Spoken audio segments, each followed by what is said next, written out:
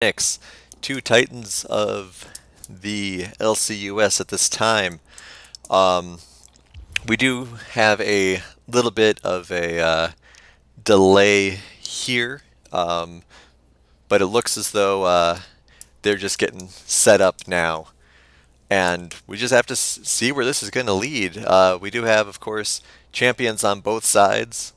Um, Prowler, Ashaway, Smakis, and Trufflesaurus, all rocking and rolling, very familiar names in the LCUS. Hohenheim, Amaya, Alonzi.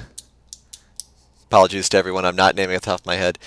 Um, and that was a weird noise.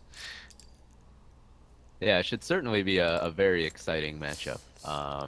Not only are these the two top teams in the league, but also neither has been 2-0'd at any point in this split so far. So both obviously will be looking for that. And personally, I would like to see that as well. I don't want to see a 1-1 here. I think it'd be a little bit of a disappointment. All right. Yeah, I mean, I would agree with that as well. I'm especially interested to see how this works out because part of the reason why Phoenix is up, not to spoil the magic for everybody here, is that they haven't had a bye week yet. Hmm. So they have a little bit of a point advantage. But I think that if they can come out with a statement that shows, hey, we're still, first place material, even if we've got a bye week advantage, I think that would help set things Yeah. up quite a lot for them. Well, if they get the 2-0, I mean, that'll give them a 4-point lead. So when their bye week eventually comes, even if option 12 gets a 2-0, they'll still be 1 point behind. So this is a chance for Phoenix to really not only stay on top, but assert themselves. All right. I do have a note here that Clagstrong is the same ADC that we've had before on option 12, just with a different name. So glad to see I didn't miss any last minute substitution note. Oh, what happened to Menards? I had so many puns ready based on the commercials, and now I can't use them. Well, that's okay for those of us who aren't, or for those of our audience who aren't from Wisconsin.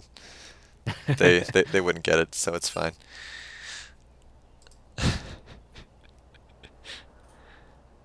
All right, we have a lot of spamming going on in the chat from option 12 saying they're ready to roll, and everyone's ready to roll. So here we go.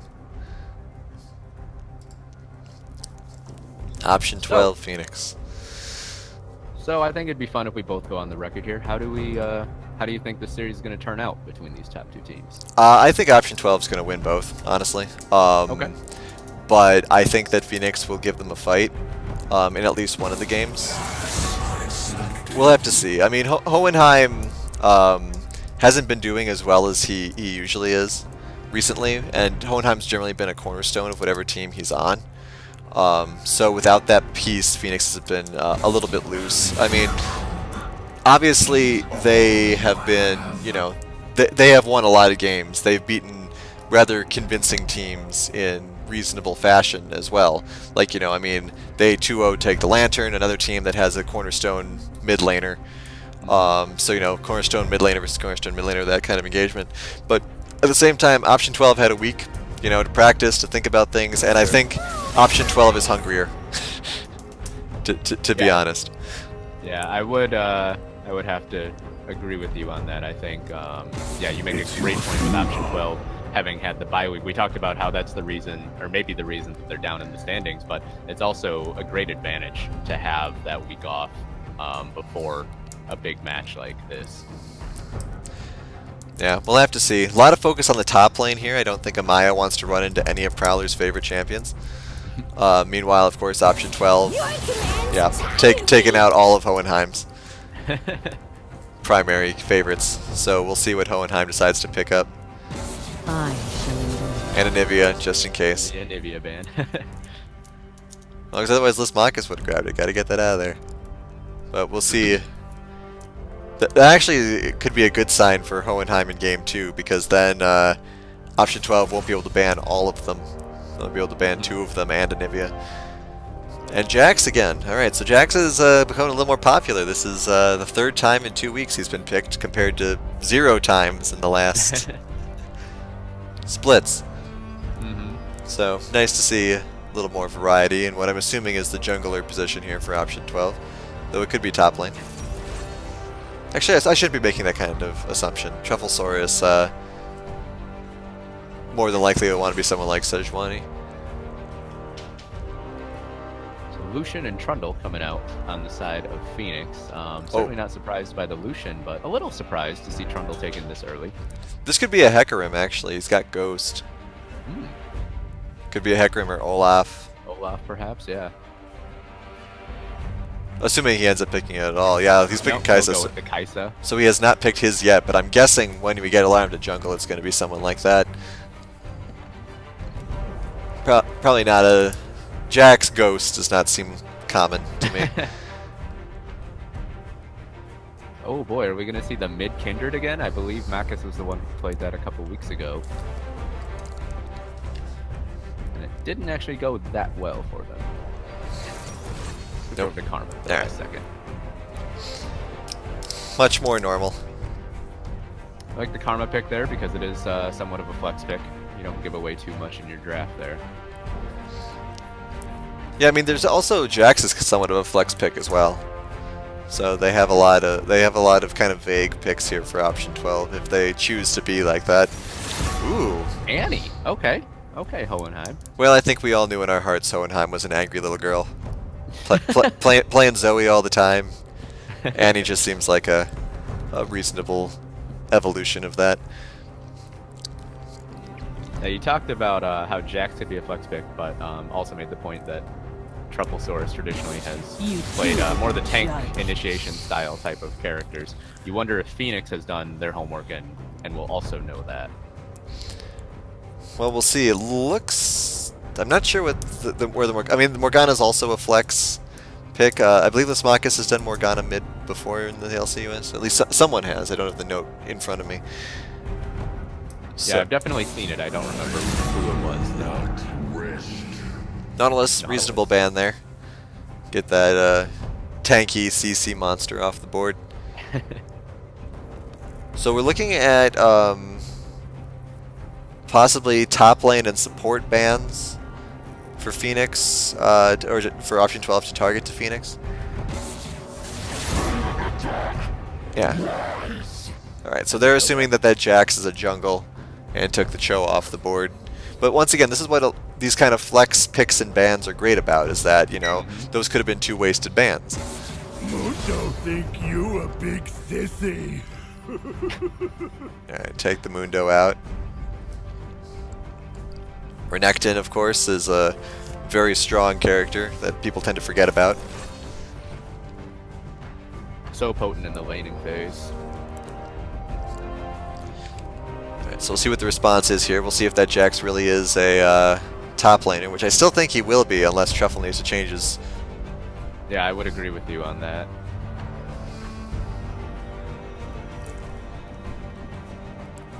See if we get the jungle pick coming through here or the support slash mid. Okay. So we still don't know on the Jax. Alright, changed off a Ghost. So okay. I want Zag or Sejuani here. Assuming Jax isn't the jungler.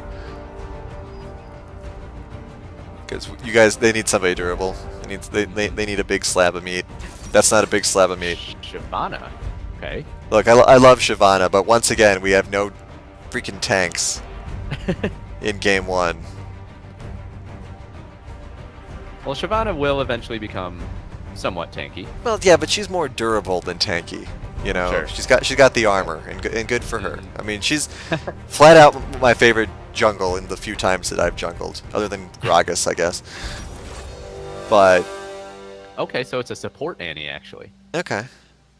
Or is it support Xerath? We did see support Xerath last week. I think just because Hohenheim heard me say he's an angry little girl, and it's like, well, I'm not going to play Annie now. I like the Soraka pickup for option 12 because Kaisa so strong mid and late, but can be vulnerable in the laning phase. So give her that heal bot. Yeah, I mean, especially with Soraka getting banned in the earlier games today, seeing her get a little bit of redemption is good. Oh, I think this will be a support Xerath, actually. I believe the last time I saw it played was also TARDIS. God, I think I need to just show up on the Let's Talk About League podcast, which we have on Wednesdays, and just rant for 15 minutes about picking up some goddamn tanks on your teams. This is a case study, everyone. I mean, if option 12 can prove me wrong, by all means, option 12, prove me wrong. But you guys have no tanks. You're up against two relatively durable brawlers. And I mean, Jax can super carry for the rest of his life, and could still theoretically, depending on what other options there are, not be able to get through in time. Yeah, I mean, you see, it's an interesting team compositional choice because you have the Jax, as you said, who will become such a monster in the late game, and Kai'Sa's so strong in the late game as well. But if there's no front line, things can just collapse so easily. Yeah, I don't know. All right, so other than me complaining about tanks, looking at the matchups here, Shyvana doesn't have really much in the way of gank potential early. That's part of the reason why Ghost is taken. Obviously, there is some help for her in the other lanes to help trap people or stun people so that she can get some damage out.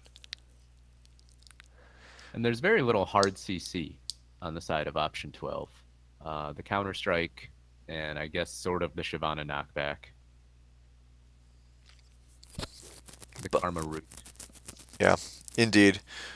And then on the other side of it, obviously Trundle has a lot of slow potential. Lucian has been really powerful all day today, so we should expect more of that.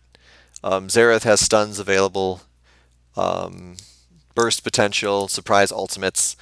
That ultimate especially could come really handy because Soraka, just based on how her kit works, can end up being pretty low health in the backline. Yeah, that's So a great point. Xerath being able to artillery that down is pretty good. Annie versus Karma, I'm interested to see how that works out. Yeah, little surprised to see Hohenheim running the barrier, but suppose he maybe isn't confident in his ability to burst the Karma through all the shields that she has. Yeah, I mean, a lot of bursts getting through those shields is good. Obviously, Annie's got some stuns that she can line up. But, yeah, I don't know. I haven't actually seen Annie versus Karma too often. Mm-hmm. But I think a big thing I'm going to look out for is, I mean, I guess I just have to just call Menards by his new name now. Clagstrong. See how Clagstrong does on this Kai'Sa, because this morning or this earlier today, Kai'Sa was kind of suffering from being a little too excited about her own ability to dive in. Mm-hmm. So seeing a Kai'Sa that's a little more reserved, I think, is what we want to see here, and hopefully is what we'll see for option 12's sake. Especially with the point-click stun potential of Annie and Renekton, it's very dangerous for a Kai'Sa to try to go into the backline if she's not aware of where those cooldowns stand. Mm-hmm. Yeah, absolutely. But I mean, a lot of this is going to be pretty dangerous for her because she doesn't have a front line to really defend her. At least, until Shyvana at 45 minutes. Not even a Shyvana skin, guys. Come on. She's got like 2 good skins at least. Yeah, I am a big fan of a lot of Shyvana skins, actually. Even though a lot of them are sort of just recolors, she's still a dragon lady and looks awesome. Right. So. I mean, they're all technically 2 skins in one to start with. And I mean, who cares if it's a recolored dragon? Gold dragons, red dragons, black dragons. They're all good. So overall, I'm going to give I this... think Phoenix, probably. No, I was going to say option 12. Yeah? Godstaff, Jax, and Star Guardian Soraka. I mean, obviously there are 2 skins Yeah, those down. are very cool. Mm-hmm. But, I mean, I'm not a huge fan of Striker Lucian or Little Slugger Sure. Trundle, honestly. It's a quality versus quantity situation. Yeah, that's where I'm living right now. But we'll see. I don't know. We talked earlier about both of us picking option 12 as the favorite here. After that first draft, any reconsidering? I'm reconsidering a lot of things, actually. I'm just like I said, maybe I should just write a book. I'm not gonna go and rant on or Let's Talk About League podcast. I'm gonna write a book and I'm gonna mail it to option 12 Blitzkrieg, and Northern Storm. But, Well, you know, maybe it'll work for option 12. maybe it will. We'll see. I mean, there is always potential, you know. Team play, team coordination, player skill can always outmatch comp logic any day of the week. Yeah, that's one of the beauties of you know, playing in a league like this as opposed to what you see on the professional level. I think is that, you know, we're less slaves of the meta than when you get up near those top tiers of play. Right, because, you know, if you're in the top tiers of play, then everyone is playing seriously. This is like there's in StarCraft there's a talk about how you can basically win at any of the early levels of play as long as you keep your economy going. And that is the same logic I would apply to the LCUS here, where as long as you keep the fundamentals and, you know, you have game sense, it doesn't matter what your team comp is. Logically, Sure. you know. Yeah, But I would agree with that. But then, you know, the same thing can say on the other side that these are all players of, you know, relatively equal skill, which then comes back into the meta being important. Because, you know, if you are two balanced teams, whichever team makes the more balanced lineup probably will end up winning. So Sure. we'll see. You know, and I mean, it could go either way, and we'll see how Option 12 is able to work with this, maybe get an early advantage, and steamroll from there. I am very interested to see Prowler on Jax, though. He has done very good with like Yorick and things like that. And I think Yorick and Jax are kind of similar, just in terms of very hard-hitting characters.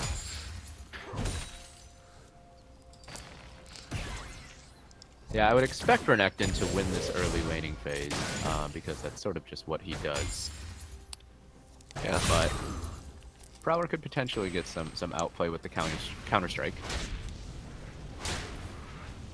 All right, so we have Truffle going from red to crab. Think Shyvana cares about your blue buff? What you gonna use? What you gonna do? Regen some mana? Gosh, that Shyvana clear speed always feels so good. All right, a little bit of silence there. A lot of damage coming out onto Clagstrong here. Nebulon is in the bottom lane. Here they come, Tardis. He has not skilled up the stun, so I don't think that there will be anything too big happening. Killer just for good measure. Nice try there by Nebulon, though. Away from a lot of experience with crowd control. Dashing from Evil Envy, playing aggressive.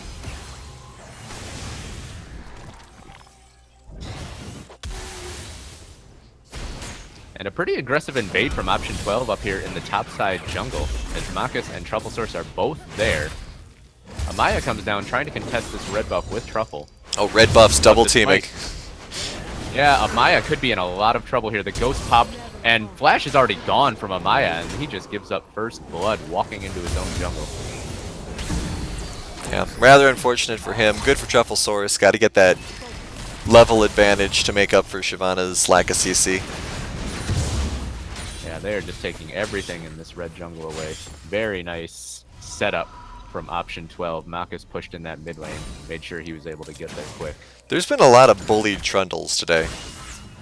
We saw that in the games with Gotta Get Lucky as well, where Spicy Meme was just every single time he had the chance to just stealing the jungle away. And now Truffle finally goes for his own blue.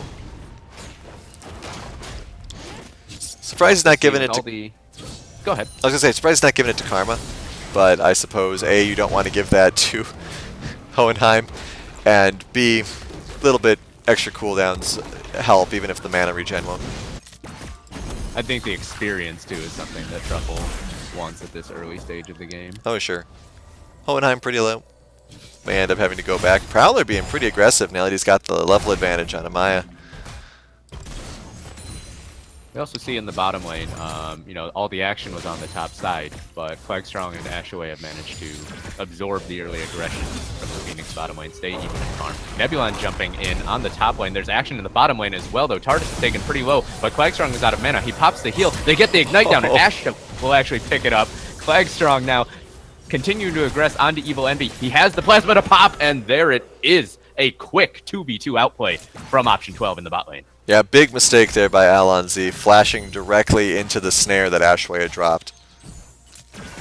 I'm sure that was not what he wanted to have happen, but that's what happened. I'm sure he's feels pretty bad about it.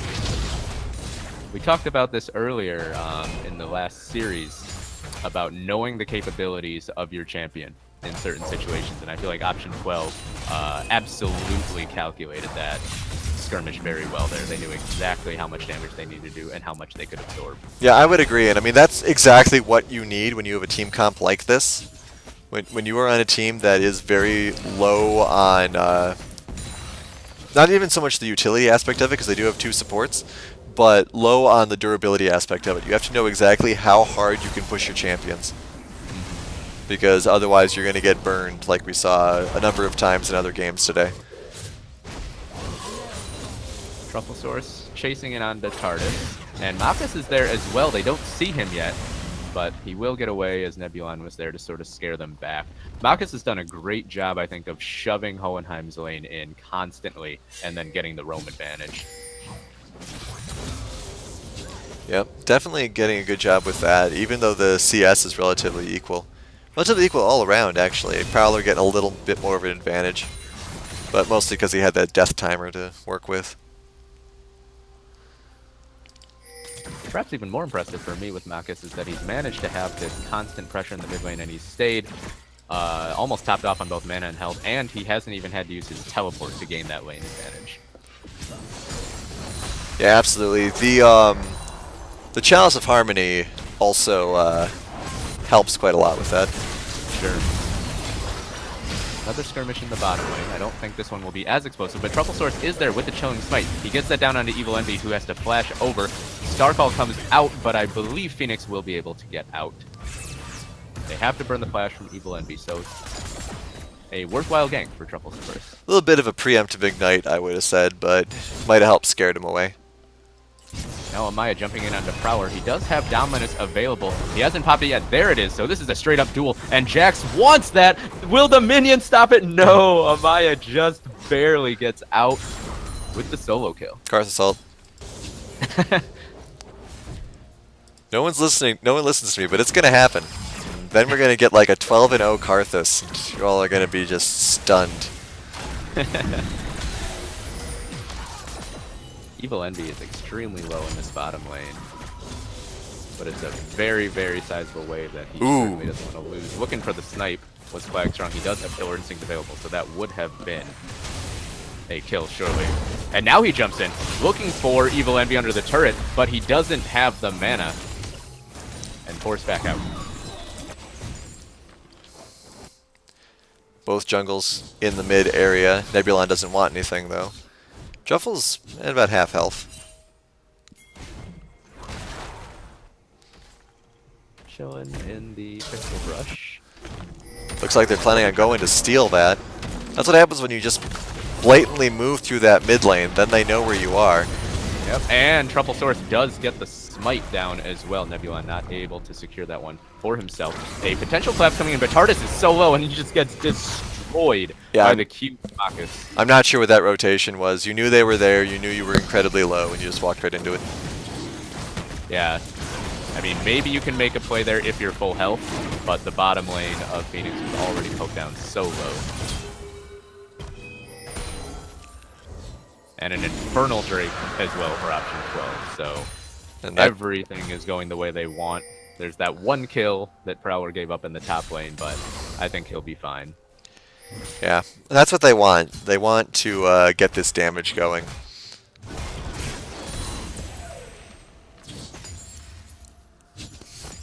It's so fun. far, Nebulon has done a decent job keeping pace, at least in terms of CS in the jungle with Truffle Source. Shyvana's so efficient at farming up. Yeah, the problem is that one kill is really giving Shyvana the edge. 600 gold lead. Not sure if Truffle Source meant to go that direction with the blast cone there, but if he didn't, he took the opportunity to put a word down anyway. I would like to see Nebulon get a little bit more involved in some ganks coming up here. Not even helping out the bot lane, but helping out mid in particular, I think would be really good. Karma is not the best at getting away from things. I mean, obviously she has a little speed boost, but that's what you have the Pillar of Ice for. Yeah, and I mean, with the follow-up stun and damage from Hohenheim, I definitely think punish this Karma, who is infinitely pushing, essentially.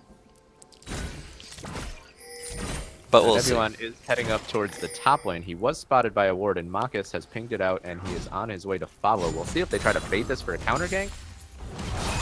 Yeah, Prowler is trying to bait, but Nebulon found a pink ward, so he knows that they saw him. Ashway's been doing a really good job zoning with her snares there. Marcus? Saying hey up in the top lane to Amaya with a big inner flame. Ooh, Hohenheim can get caught here. Well, he's not spotted yet. Can you burst through the Soraka healing? Or will you just go for the Soraka? Goes for the Soraka. He does. That's what he's looking for. And there's the extra damage from the Xerath. So, and they get the flash actually from Ashway as well. So Tard showing up, adding a little bit of damage. I'm not sure if it was necessary. Well, it was certainly helpful, and I'm glad that he was able to do that. Get a little support gold, and also help ensure that they pick off the support. Mm-hmm. I like the decision there to go for the Soraka as opposed to Flagstrong. It's always so tempting that you want to delete the AD carry. When there's a Soraka involved, you have to just get rid of her. Yeah. If Team Fortress 2 has taught anyone anything, it's you got to kill the medic first.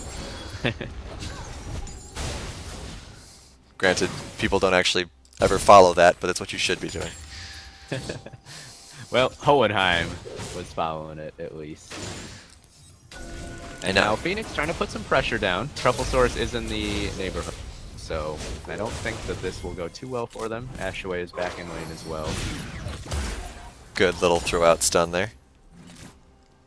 And once again, Marcus is on the rotation ahead of Hohenheim. We have 4 people bot, so something might happen here. Teleport is available if Amaya feels it's necessary, but Prowler also has teleport, so it could become a 5-man bot.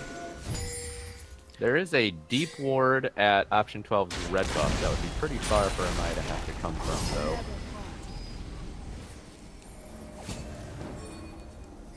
Evil Envy trying to farm up under the turret. He is down 24 CS now. You pointed this out already, but I want to say it again to emphasize. I think Ashaway has done a wonderful job on that Soraka. Evil Envy now actually going all in with the culling. Flagstrong, he doesn't quite have the damage, and they exchange flashes. Oh! Why did you turn around? Yeah, why would you turn around? Oh no, that was it. Anyways, now Ashaway, supportal combat with Tardis. He does get him with the last banana. Overall, just everyone in the bot lane goes down. Both junglers walk away. Amaya. Yeah. With another solo kill in the top lane. I missed that one, unfortunately. Yeah, so did I. Not only did she, or not only did Amaya get that kill, but got it with like a quarter health. So, assuming the fight was equal again, that's leap and bounds over the last one. Maybe decided to pop. The potency of Renekton at this point in the game. He's just so powerful early game. Maybe he decided to pop ult a little bit earlier too. Because that was the difference in the last one. But yeah, I'm really wondering about Evil Envy's decision to turn around there. I think it was just a misplay. I think that he figured he was dead, and so he decided to try to kill before he died, rather than just trusting his turret. Because I mean, the turret had Kaisa either way. So yeah. the only reason turning around made sense is if you thought that you could outburst the Kaisa before the Kaisa fired once, and that just doesn't make sense. You know, maybe if this was a game where attacks could miss, but this is League of Legends. And same with... I believe he had 4 plasma stacks on him too, so... Same with Alon Z's decision to stay in that fight, though. I mean, he was very low. Nebulon had Soraka dead to rights, and Alon Z stayed and died as well. So yeah, I believe Alon Z was fighting in some minions as well, so maybe just not expecting that extra little bit of damage. So yeah, not the best awareness coming out of that bot lane, but they are still staying with it, you know, thanks to Amaya doing a really good job up there in the top lane, and some good pickoffs. Yeah, you have to give credit to Phoenix for stabilizing things, because Option 12 got off to such a perfect start. They had the invade that was successful in the top side. They were up 3 kills to none. They had the 2v2 win in the bot lane. But Phoenix has managed to keep that lead from getting any bigger. All right, Hohenheim trying. Actually feeling confident enough to start up the Infernal. Yeah, Hohenheim talked his team into starting this, but then decided to go back to lane for some reason. Yeah, not quite close enough to capitalize on this. If he could get there now, he might be able to pick off Malkus. But Flagstrong, he's going to jump in with the Killer Instinct onto Nebula, and Trufflesaurus, meanwhile, secures the Drake all by himself. And now Hohenheim, he's just running for his life, has to burn the flash. Trufflesaurus on the chase. I'm not sure if he has the damage. Does he have one more bite? Barrier comes out, actually. And Trufflesaurus, he may die to Tibbers. No, he is fine. The Rite of the Arcane does not quite have the range to pick off Truffle. Clagstrong picks off Evil Envy in the bottom lane. Yeah, and unfortunately for TARDIS, he ults a little bit too far, so he's not able to help try to pick off that Shyvana. So a nice play. Shyvana may actually get killed by the Raptors here. Nope. Oh. But there it is. You know, knowing your champion, knowing that Shyvana has 2 hit points, it can still kill Raptors. It's fine. In the top lane, right before that all started, Prowler did pop the Rift Herald. Not sure how much that ended up doing for him. Looks like it was just half. I mean, with Renekton's damage, I'm not surprised that he melted the Herald. Now Nebulon coming down. I don't think that they will have the ability to really punish this now. Option 12 able to escape, and so not only does Option 12 have a 2,500 gold lead, but they have 2 Infernal Drakes now. Ooh, Jack's getting pretty strong too. Just took out half of Amaya's health in one combo. I mean, we talked earlier about Option 12 not having tanks, but if everybody is damaged, that even further amplifies how important Infernal Drakes are. Clagstrong picks off Alonzi. Looks like Alonzi just went a little too deep trying to get some vision control in that Tri-Brush. Yeah, a couple of misplays coming out of Alonzi today. Not that he is alone in that. Some of the plays from all the games today could be put into a blooper reel, I think.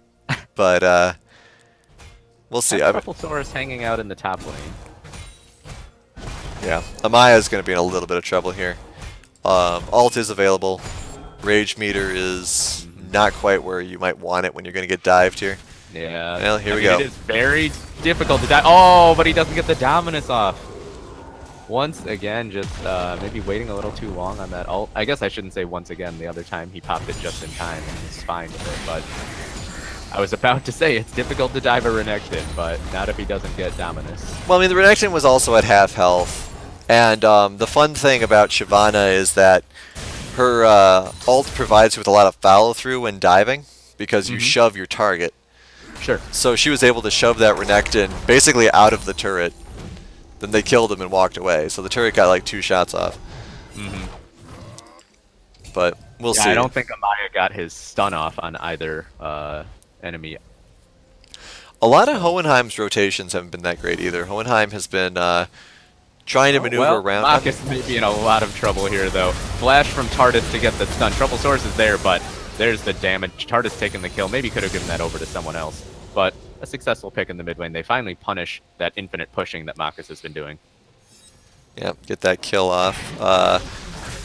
You were saying about Hohenheim's roams, though. Yeah, Hohenheim's roams, it seems as though he's been doing this thing where he gets about halfway to wherever he's going and then turns around. And, I mean, we've all had games like that where we're trying to push something, which we think we see a gank potential, and then it falls apart on our way there. But that just keeps happening to Hohenheim, which is a concern, because then you're losing your time in lane. Oh, boy. Trufflesaurus taken extremely low. He is ignited, and the Rite of the Arcane will find the last kill. A TARDIS gets out with just a sliver of health, and this will be a mid-turret as well for Phoenix, so a couple of good plays here. Yeah, there's that. Oh, and the top turret as well. Good job. All right, so getting back some of that gold advantage. But yeah, that was part of the advantage of having that Xerath, like we said, is that now you have this extra bit of ultimate that you typically don't expect. Especially when you have, the Annie mid lane, you aren't necessarily thinking, oh, there's a Xerath as well. And so then suddenly this artillery comes out, and your low health backline character or low health escaping character gets sniped. Yeah, certainly working out there. Option 12, though, they have really managed to grow this gold lead, even though Phoenix just got 2 turrets in a row. It's still over a 4,000 gold lead. Yeah, we'll see where they take it from here. Most of the gold advantage seems to be on the bot lane. Yeah, big farm advantage for Klagstrong down there. Yeah, they've got And, of course, the 4 kills. 3,000 of the 4,000 gold is on Klagstrong. Oh, wow. So, obviously shutting her down, shutting down that Kaisa, do a lot. They're going to try right now. There goes the flash. No, there is a, yep. Klagstrong looks like he will walk out just fine, though. Meanwhile, Prowler's split pushing this. Amaya goes up to contest. Doesn't It'll seem be like... interesting to see the point where Amaya can't try to stand up 1v1 against Prowler. Maybe we reached it already. Nebulon is trying to join to help out. A solid pillar. Prowler will have to flash to the blast zone, and we'll get out that way. Nice And attempts the to mid-lane call the Klagstrong weak there. takes the turret. Oh, jump in, actually, from Klagstrong. He's looking for Tardis. He does get him, but trades his life back, and that is not worth it. The shutdown gold going over to Evil Envy. Yeah, once again, Akaisa gets a little too excited. Evil Envy did miss his ult there, but it didn't really matter. I'm sure you'd prefer to have it here. It's a really good ult, but it's fine. Getting that shutdown on the Kaisa, though, feels very good, especially if you are her counterpart who's behind. Yeah, even with the shutdown gold, still rather behind, but they have a little bit of time here and pressure. The gold is essentially equal now that Kaisa's dead. But they're all mostly low. They should go back. Absolutely should go back. Yeah, those inner flames are already starting to take pretty big chunks out of people. Oh my god, it's a third Infernal Drake. Well, we had a lot of Cloud and Ocean in the first set that I cast at the second of the day. Trufflesaurus gets caught by the stun from Hohenheim and goes down. That's the potential of that Annie point-click CC. And now they're going to try to get this dragon. I don't know if I agree with that. Kaisa's back. And So low. Evil Envy dashes in. Klagstrong actually dodged the Piercing Light, I think, which takes a lot of reflexes to do that. Alright, they get this. Get out. Do not go in, go out. Oh my gosh, Amaya is going, but there's the artillery you were talking about right onto the Soraka. Great call earlier, Kenos, with that, because that's exactly what happened, and they pick up one more onto Klagstrong as well. Really lucky that Karma ran there. I mean, she ran like nobody's business. she moved to a different zip code before she went back there. I think if she stuck around, it might have helped a little bit, but I think the panic I was feeling about the absolutely zero health that everyone had on Phoenix was then felt on the other way. Like, oh my god, these weak guys are killing us. Get out. Yeah, you look at all those low health bars and you wonder if another inner flame or two could have turned everything around, but I am surprised. I appreciate that Phoenix went in for that.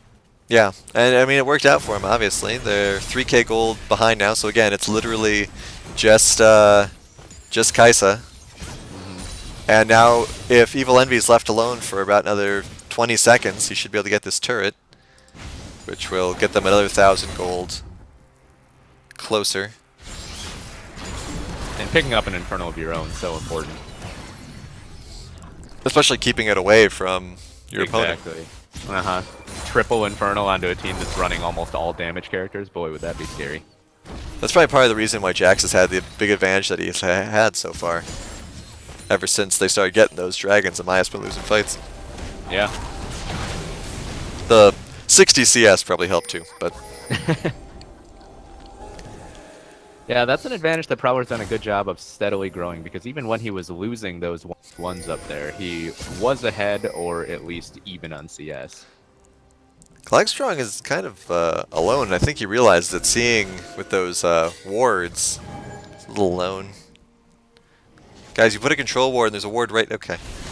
It's fine.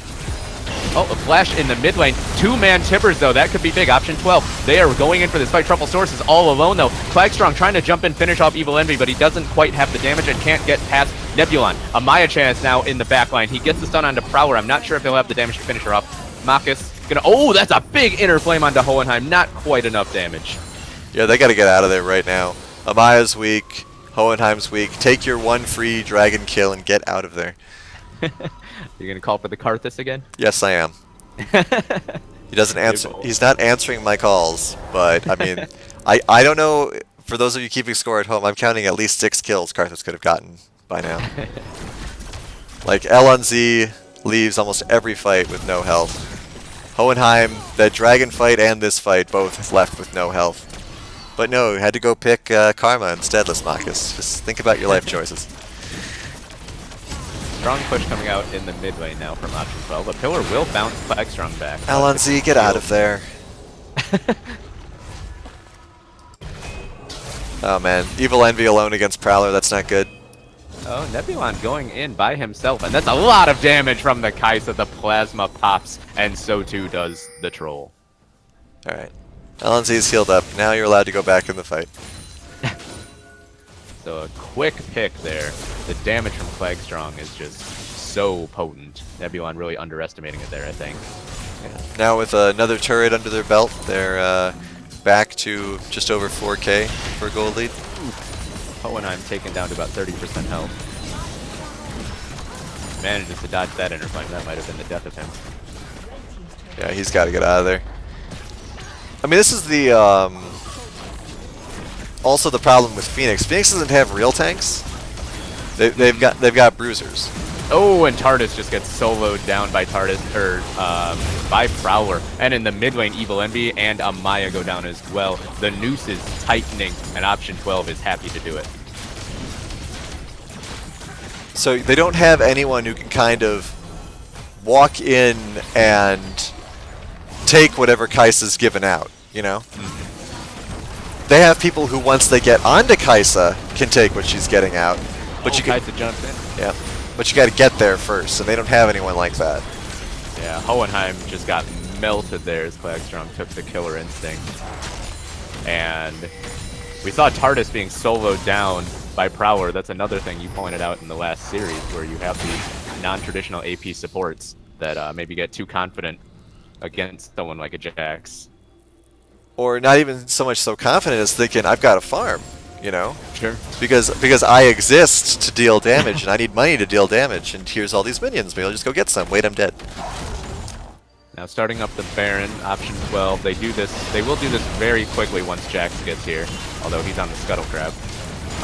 But doesn't look like people from... Actually, Phoenix. Nebulon is going to get there. No flash available, though. Ooh, Tardis just tries to fire things down. Trouble Source actually not smiting there. Not sure if they weren't aware that Tardis was over the wall, ready to try to steal that. But in any case, Prowler did secure it, so no harm, no foul. Yeah, 11K now. We're at the death number for gold. We surpassed it a while back. So we'll have to see. I don't know. Phoenix seems to be pretty far behind at this point. I mean, they've been pretty far behind for a lot of the game. But I think that you can't really counter Renekton out, even if it's not the most fed Renekton in the world. With all of the gold is on Kaisa. That's a statement of fact. Let's look at this. 4,000 of the gold. Okay, obviously not all of the gold, but you know, you look at the kills, 8 and 3. That's where most of the money is. Obviously, the 110 CS on Jax. That's 4K gold right there. So we do have the 2 separate carries issue, but Jax is split pushing. Mm-hmm. So take advantage of the 4v5. Find a way to get Amaya onto Flagstrong's face, and go from there. Because they want you split up. They will destroy you split up. They're going to destroy you right now because you've got Evil Envy up top. Yeah, option 12 there, just pushing right down the mid lane as 2 members of Phoenix were up in the top lane trying to stop the split push of Prowler. Bottom lane inhibitor goes down. Hohenheim is being chased down by Flagstrong. Another damn banner of command. Everyone's just so nostalgic for this item. No one cared about this 2 months ago. Oh my gosh, Prowler is just tearing Amaya apart now. Yep.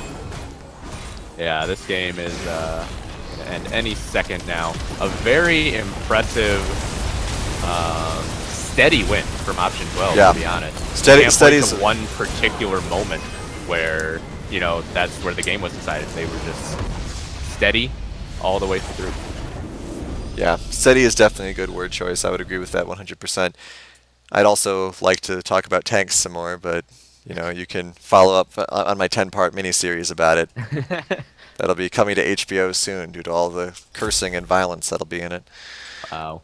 All right. Bagstrong dealing 10,000 more damage to champions than anyone else in the game. Almost double most other characters. Yeah, that was really well done, really well fed there. Congratulations, Kaisa. You played a good game. Well executed. A couple of questionable dive-ins there, but nothing too terrible. All right. So, like you said, very steady. Hopefully, we'll see what Phoenix can do in Game 2 to adjust. And we're going to take a quick break and then head into that. Don't go anywhere.